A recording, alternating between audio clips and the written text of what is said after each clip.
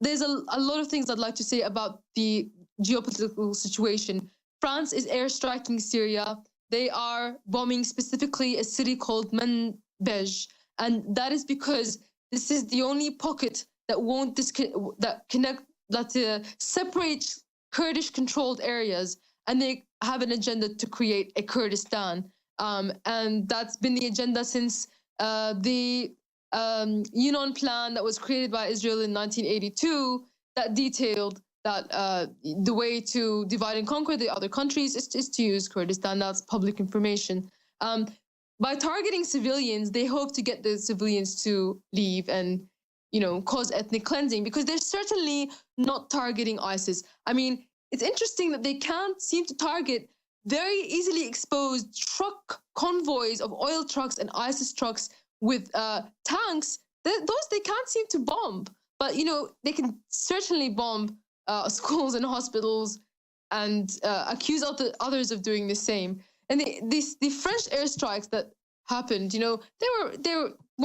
had it planned in advance. And the idea that these people are fighting terrorism is so ridiculous, because as you mentioned, Valls said Europe has to live with these terrorist attacks now. This Valls in 2012, the Prime Minister of France, said that we can't do anything about jihadists from France that go and fight in Syria, because they're not fighting France or Europe, they're fighting the Syrian government. Hence, they're not doing anything Exactly. He said, illegal. we should just let them come and go, basically, because they're not our problem. They're fighting against Assad. We want him gone. Well, now they are fighting against France. You had the Nice attack, you had the Paris attack, you had the stabbing of a mother and 3 daughters. You've had the axe attack in Germany. Now you've had this attack today. They let them come in and out of the country on a whim because they wanted to topple Assad, who was a secular leader who was dealing with al-Qaeda. It was a fairly prosperous country for the region. Women didn't have to walk around in headdresses. Women weren't being stoned to death. And now look at it. Now look at the mess that they've created, right? Absolutely. And they're still creating it. They're creating it before our very eyes. The vetted CIA-trained US armed rebels are beheading kids, and nobody's talking about it. It's either, pray for insert country and city. There's been so many now. You're praying for everything, and nothing is changing. And or we got to topple Assad, because if we topple Assad, then terrorism would stop. It's ridiculous. We need a campaign to focus on the real criminals and what their agenda seems to be. Because for some reason, they don't just want to destroy Syria. Now they also want to destabilize Europe. And I said in 2012, and as did InfoWars, and we were one of the few people that actually were trying to warn about the stuff that is now happening, that they want instability in Europe as well. They want it because they need it, because the economic situation isn't to their liking, and also because it is a controlled threat, and they can control people with it. They can cause clash between people and ignore the real target, which is the globalists. It is the people in Bilderberg who are making all these decisions. Brexit was something that occurred that was totally threw them off. And the coup in Turkey has everything to do with what happened in Brexit. And France, the thing that happened in France with Nice, has everything to do with what happened with Brexit and the Turkish coup.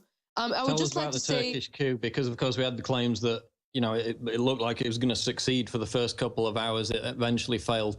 Then we had fairly credible claims that it was an inside job on behalf of Erdogan to try and root out those insubordinates within the government, within the military. What does the evidence suggest? That was an inside job, the coup? I don't believe it is. I mean, the man had to go on FaceTime to to tell his people to come out on the streets and protest. It was quite humiliating. The reason I don't believe it is because a few days before the coup, about 4 days, Turkey started making statements that they were sorry for shooting down the Russian jet, and they wanted to reaffirm their alliance with Russia, and they want to get closer to their regional allies. This was like a few days or weeks after Brexit vote happened, and basically the EU wasn't the same EU anymore, and Turkey wasn't desperate to join it anymore. So Turkey decided to maybe come up with a different foreign policy. And Turkey is also unhappy with the agenda to create a Kurdish state in Syria, because that's going to create a Kurdish state in Turkey as well. And of course, it's going to displace the Christian and Syrian population in Syria as a result. But I guess those people don't matter as long as the agenda is pushed. But Erdogan has been a criminal for the last 4 years, and there's no doubt that he has supported terrorism every step of this day. But he is not the biggest criminal. The biggest criminals were his puppet masters, which were in the White House, because obviously those people are far more powerful. And those people, there's a lot of indications that it was actually the CIA that was behind it. There was reports that came out that Russia actually tipped off the Turks. The leader behind the coup is in Washington, and Washington has refused to extradite him. If you look at the media, the mainstream media, for some reason, even though we've been calling Erdogan a terrorist supporter for ages, only now have they decided to say, yep, oh yeah, he is a terrorist supporter. France, just before, the Nice attack, or maybe I'm not sure, quite sure, maybe perhaps before the coup, they shut down their embassy in Turkey. I mean, France has made statements now that Erdogan can no longer be a partner against terror. It's a joke, because France itself has been openly arming terror for the last 4 years.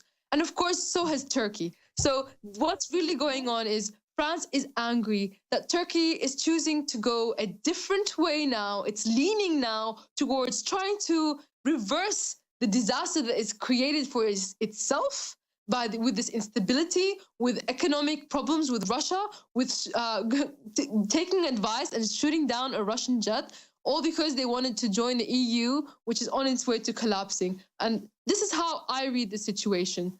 And I think that the idea that they did it to themselves, I think that it comes from, one, a hatred and distrust of Erdogan, and a lack of understanding as to why sometimes puppets are just thrown away when they're no longer, doing what they're told, or they're no longer useful, which, it's a confusing situation. But no, many people died. People are in exile. Coup leaders are in jail. I don't think he did it to himself. I think that that Russia tipped him off about a CIA agenda to get rid of him and put someone else that was going to maintain the status quo and not try to make friends with Russia. The United States is not and will never be at war with Islam. The future must not belong to those who slander the Prophet of Islam.